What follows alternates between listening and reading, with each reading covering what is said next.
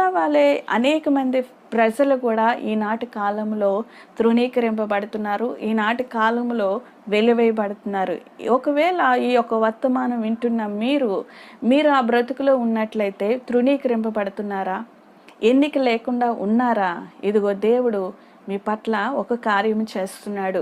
మీరు ఎక్కడైతే తృణీకరింపబడ్డారో, ఎక్కడైతే వెలివేయబడ్డారో దేవుడు మిమ్మల్ని అక్కడ హెచ్చించి చేస్తున్నాడు. కలగజేసేవాడు దేవుడే.